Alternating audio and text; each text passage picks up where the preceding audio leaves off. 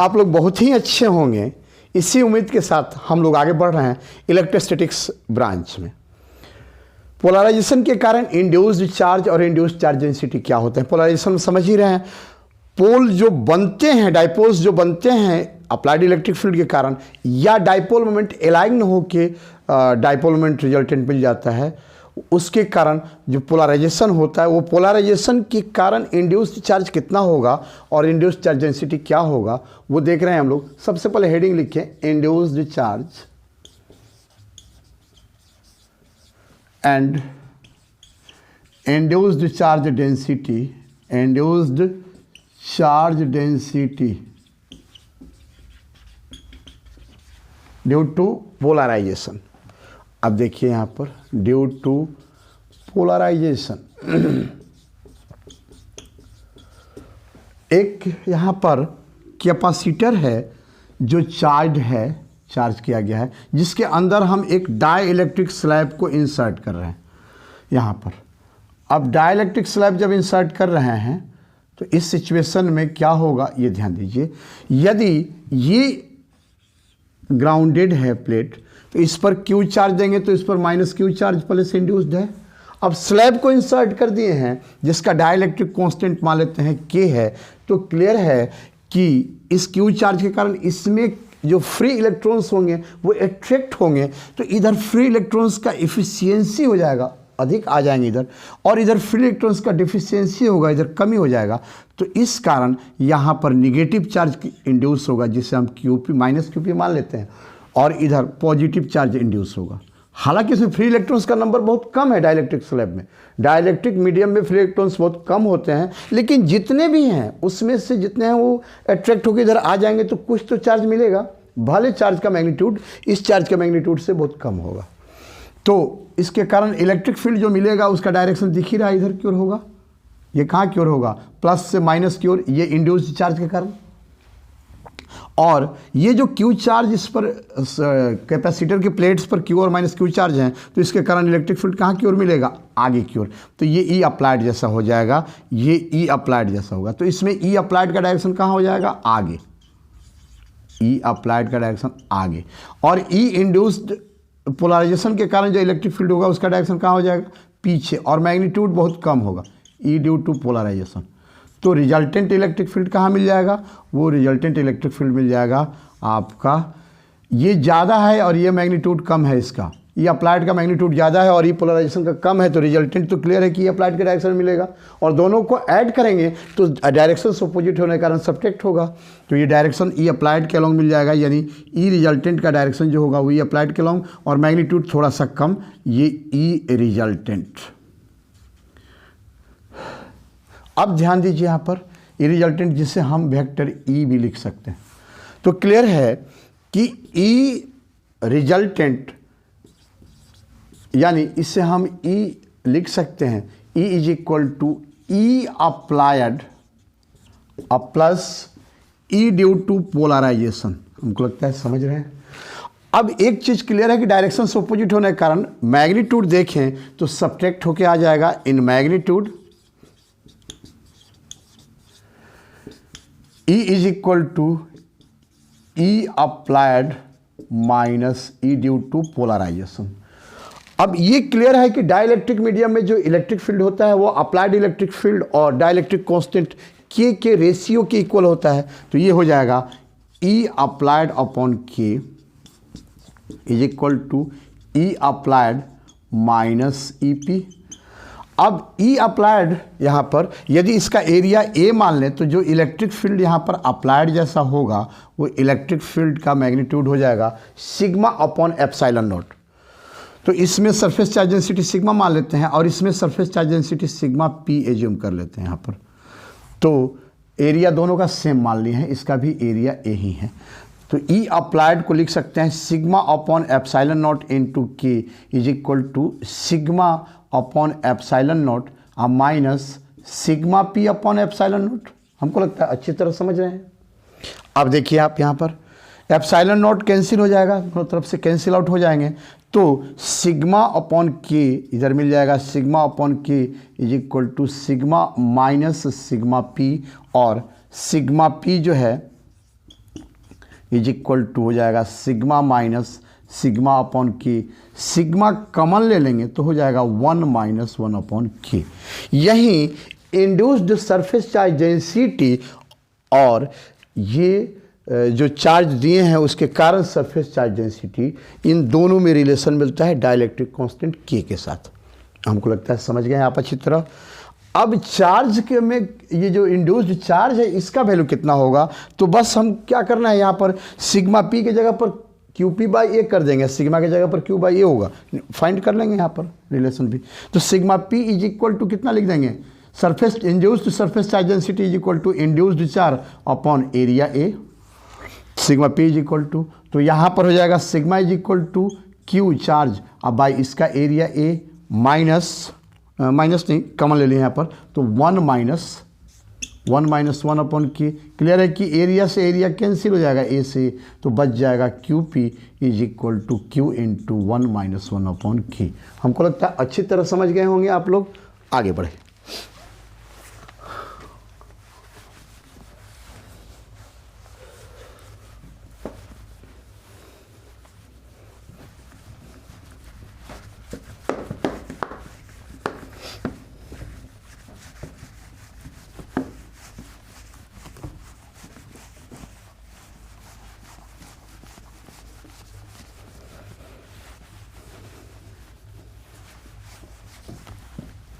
अब देखिए, आप रिलेशन देख रहे हैं polarization and surface charge density के बीच में क्या रिलेशन होता है।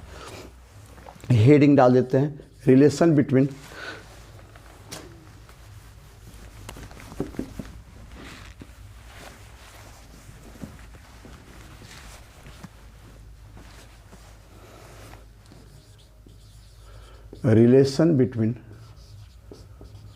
पोलराइजेशन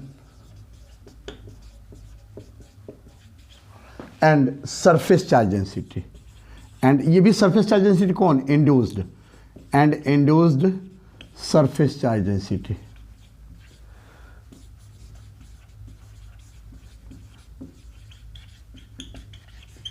देखिए, अब ये कोई एक डाई इलेक्ट्रिक मीडियम है या डाई इलेक्ट्रिक स्लैब है यहाँ पर, जिसमें हम इलेक्ट्रिक फील्ड अप्लाई कर रहे हैं, ई अप्लाइड आगे की ओर है। तो क्लियर है कि जब इलेक्ट्रिक फील्ड अप्लाई करेंगे तो जो फ्री इलेक्ट्रॉन्स इस डाइलेक्ट्रिक स्लैब में हैं, फ्री इलेक्ट्रॉन्स बहुत कम होंगे डाइलेक्ट्रिक मीडियम में, लेकिन होंगे, तो जो भी हैं वो इलेक्ट्रिक फील्ड के ऑपोजिट डायरेक्शन में एक्सेलरेट होंगे, मतलब ड्रिफ्ट होंगे, ऐसा कह सकते हैं, शिफ्ट होंगे, ये भी कह सकते हैं। जैसे ये आपको ध्यान होगा, force F is equal to Q vector E से, यहाँ पर F is equal to electric, ये चार्ज इलेक्ट्रॉन पर जो चार्ज होता है माइनस में होता है माइनस ई, तो माइनस ई वेक्टर ई। तो क्लियर है कि इलेक्ट्रिक फोर्स जो होगा वो इलेक्ट्रिक फील्ड के ऑपोजिट लगेगा, किस पर, फ्री इलेक्ट्रॉन्स पर। तो इसके कारण फ्री इलेक्ट्रॉन से इलेक्ट्रिक फील्ड आगे है तो पीछे की ओर शिफ्ट होंगे, तो इधर माइनस चार्ज इंड्यूस होगा क्योंकि फ्री इलेक्ट्रॉन्स का एफिशिएंसी हो जाएगा, तो और इधर फ्री इलेक्ट्रॉन्स का डेफिशिएंसी होगा तो इधर निगेटिव चार्ज, इधर पॉजिटिव चार्ज। इसका डाइलेक्ट्रिक कांस्टेंट की हम लोग ले लेते हैं, बाद में लिख देते हैं। यहाँ पर देखिए तो यहाँ पर मान लेते हैं माइनस में जो चार्ज इंड्यूस हुआ है उसका वैल्यू क्यूपी है, और इधर प्लस में क्यूपी इंड्यूस हुआ। अब क्लियर है कि इसके कारण इलेक्ट्रिक फील्ड कहाँ मिलेगा, पीछे की ओर मिलेगा, और इसके कारण सरफेस चार्ज डेंसिटी मान लेते हैं हम सिग्मा मिल रहा है, इसका एरिया मान लेते हैं ए है। तो पोलराइजेशन का ध्यान होगा, पोलराइजेशन क्या होता है, electric dipole moment per unit volume is called polarization, और पोलराइजेशन वेक्टर ये पहले से पढ़ चुके हैं हम लोग, पिछले वीडियो में हम डाले भी हैं। तो ये एरिया ए है मान लेते हैं इसका सरफेस का एरिया, और यहाँ से यहाँ तक डिस्टेंस डी है। तो पोलराइजेशन का वैल्यू इज इक्वल टू क्या हो जाएगा, dipole moment, electric dipole moment by volume. तो इलेक्ट्रिक डाइपोल मोमेंट जो है वो यहाँ पर, ये ध्यान दीजिए, पोलराइजेशन को हम लोग P से डिनोट करते हैं, और डाइपोल मोमेंट का वैल्यू वहाँ पर फिगर से देख लीजिए, चार्ज इनटू दोनों चार्ज के बीच का डिस्टेंस। डाइपोल जो बन रहा है यहाँ पर उसमें एक चार्ज और निगेटिव चार्ज से पॉजिटिव चार्ज तक का वेक्टर होता है, तो डिस्टेंस के फॉर्म में आप लिखें तो चार्ज इंटू दोनों चार्ज के बीच का डिस्टेंस लिख सकते हैं। तो चार्ज क्यू पी इंटू दोनों चार्ज के बीच का डिस्टेंस कितना, डी। यह हो जाएगा electric dipole moment by volume. तो इसका एरिया ए है, ये जो डाइलेक्ट्रिक मीडियम है उसका ये सरफेस का एरिया ए है और यह डिस्टेंस डी है। तो वॉल्यूम हो जाएगा एरिया इंटू डिस्टेंस, मतलब एरिया इंटू थिकनेस जैसा, तो ए इंटू डी। तो डी से डी कैंसिल हो जाएगा, ये कितना हो जाएगा, क्यू पी अपॉन ए हो जाएगा। और क्यू पी जो अपॉन ए, यही ना सरफेस चार्ज डेंसिटी इंड्यूस्ड होगा, इतना ही ना इंड्यूस्ड सरफेस चार्ज डेंसिटी होगा। तो hence P is equal to कितना हो जाएगा, सिग्मा पी। कोई डाउट नहीं, हमको लगता है आगे बढ़ें। अब देख रहे हैं इंड्यूस्ड चार्ज रिलेशन, देख रहे हैं relation between polarization and induced electric field. Relation between polarization and induced electric field कितना होगा, ये देखिए। छोटे छोटे टॉपिक है, देख लीजिए, अलग अलग देखिएगा तो ज़्यादा अच्छा होगा। Polarisation and induced electric field, यानी electric field due to polarisation, and इसको लिख देते हैं induced electric field.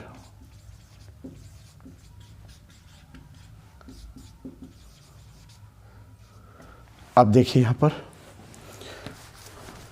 P is equal to sigma P आ गया, ये तो देखिए आप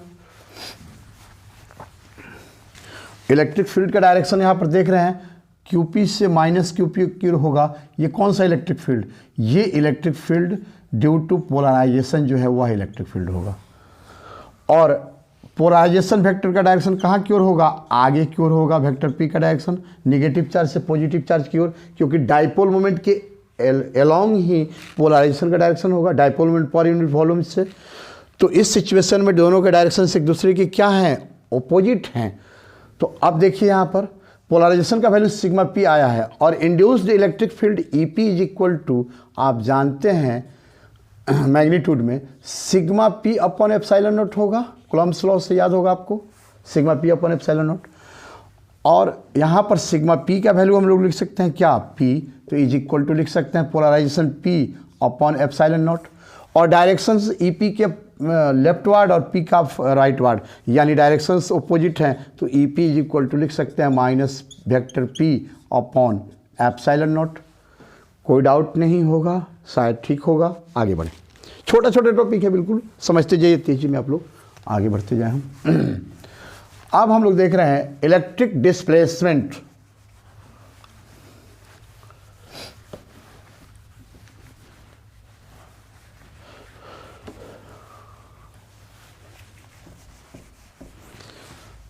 देखिए आप, इसका डी का कोई रोल नहीं है, इसको मिटा दें हम।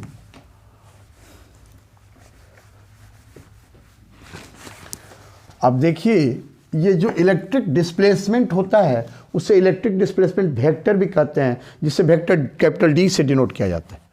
उसमें भी इस फिगर का ही ऐसा फिगर का रोल पड़ेगा, तो इसको रहने देते हैं।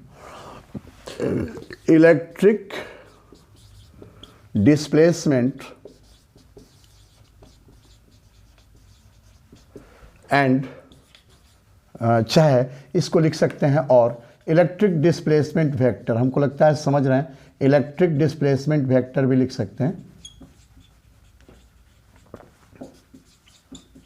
देखिए अब ये क्लियर है कि यदि इलेक्ट्रिक फील्ड हम अप्लाई कर रहे हैं आगे की ओर, जैसा हमने पहले भी देख लिया था, अभी देखें हम, तो आगे की ओर जो इलेक्ट्रिक फील्ड होगा इसका मैग्नीट्यूड जो इंड्यूस्ड इलेक्ट्रिक फील्ड पोलराइजेशन के कारण होगा उससे ये ज़्यादा होगा, ये electric field due to polarization. तो रिजल्टेंट जो इलेक्ट्रिक फील्ड होगा, ई रिजल्टेंट, जिसे हम ई लिख सकते हैं, ई रिजल्टेंट बराबर वेक्टर ई, ये दोनों के सम के बराबर आएगा। इसका डायरेक्शन कहाँ की ओर होगा, आगे की ओर होगा, और मैग्नीट्यूड ई अप्लाइड से कम हो जाएगा उतना सब्ट्रैक्ट होने के बाद। तो ई रिजल्टेंट यानी vector E is equal to E applied plus E due to polarisation, और vector E is equal to E applied, और ई पी के बदले अभी देखे थे हम लोग क्या लिख सकते हैं, minus P by epsilon naught. Sigma P is equal to P होता है, तो ई अप्लाइड अब माइनस ई सिग्मा पी के जगह पर लिख दिए हैं पोलराइजेशन पी, वेक्टर फॉर्म में लिखना है ना तो पोलराइजेशन लिखेंगे तो minus vector P upon epsilon not. तो ये क्लियर है कि और एप्सिलॉन नॉट से मल्टीप्लाई यहाँ होके एप्सिलॉन नॉट ई अप्लाइड होगा। ये छोटा छोटा चीज़ है, कैलकुलेशन आसान है, कोई टफ नहीं है। अब minus vector P upon epsilon naught होगा यहाँ पर, तो और epsilon naught vector E is equal to epsilon naught E applied minus vector P और epsilon naught vector E plus vector P is equal to हो जाएगा एप्सिलॉन नॉट ई अप्लाइड। यह जो क्वांटिटी आ गया, ये समझ रहे हैं आप, पी को इधर ला दिए हैं, तो यह जो क्वांटिटी आ गया इसी को कहते हैं इलेक्ट्रिक डिस्प्लेसमेंट या इलेक्ट्रिक डिस्प्लेसमेंट वेक्टर, जिसे कैपिटल डी से डिनोट करते हैं। तो the quantity epsilon naught vector E plus vector P is called electric displacement vector, जिसे वेक्टर डी से डिनोट करते हैं। Hence electric displacement vector D is equal to epsilon naught vector E plus vector P is equal to epsilon naught E applied.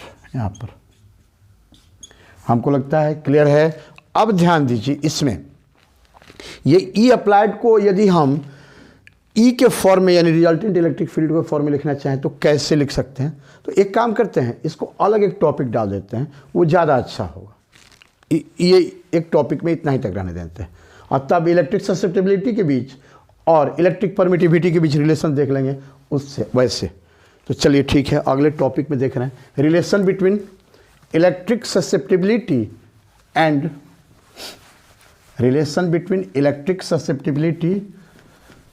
And electric permittivity देख रहे हैं हम लोग।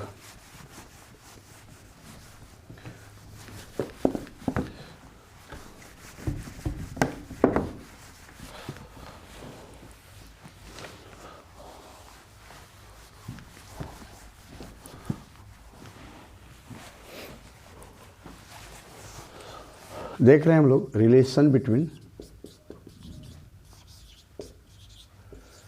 Electric susceptibility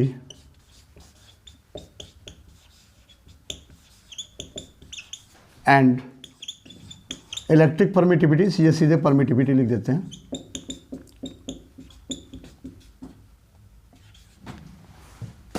अब देखिए आप परमिटिविटी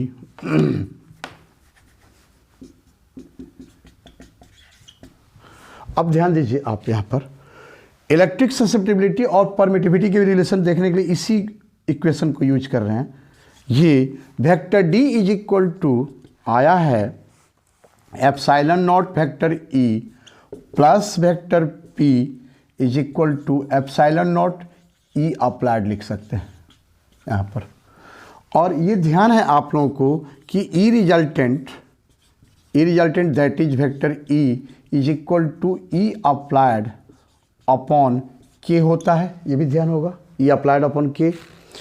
अब देखिए आप इससे hence E applied is equal to हो जाएगा ना, E applied is equal to K into vector E, इसको यूज कर दीजिए इसमें। इसको इक्वेशन 1 देते हैं, इसको 2 देते हैं। तो फ्रॉम 1 एंड 2 1 और 2 से देखिएगा आप तो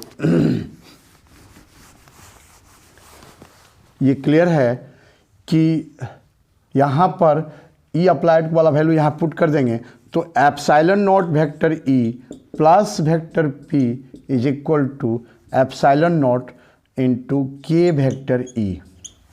अब ई वाले टर्म को एक साथ कर देते हैं और पी पोलराइजेशन को एक तरफ रख देते हैं तो vector P is equal to कितना हो जाएगा epsilon naught K vector E minus epsilon naught vector E.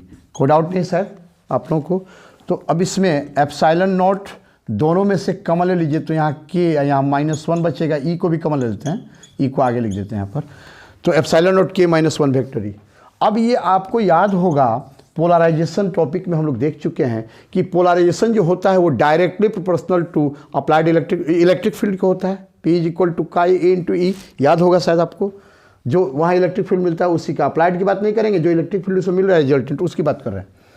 तो यहाँ पर polarisation but vector P is equal to chi E electric susceptibility into electric field vector E आया था। इसको देते हैं इक्वेशन 4। अब थर्ड और फोर्थ से आप देखेंगे फ्रॉम 3 and 4 से अब जब आप देख रहे हैं तो दिख रहा है कि P बराबर यहाँ आया है एप्सिलॉन नॉट K-1 E, और यहाँ P बराबर आया है काई ई इंटू ई। दोनों में लेफ्ट साइड इक्वल है, राइट साइड इक्वल हो गया, तो एप्सिलॉन नॉट K-1 E बराबर काई इंटू ई, यानी chi E vector E is equal to epsilon naught K-1 vector E. तो इससे ध्यान दीजिए ई से ई कैंसिल हो जाएगा, तो काई इज इक्वल टू दिख गया एप्सिलॉन नॉट K-1। कोई डाउट नहीं होगा, हमको लग रहा है बिल्कुल क्लियर होगा आप लोगों का। तो अब अगले वीडियो में हम आगे के टॉपिक डालेंगे, और हमारे वीडियोज से आप आनंद उठाते रहिए और अपने एम की तरफ बढ़ते रहिए। बाकी और जगह से भी आप जहाँ से भी आपको नॉलेज मिले हासिल कीजिए। सही नॉलेज, सही डायरेक्शन तो सही रिजल्ट। ठीक है, थैंक यू।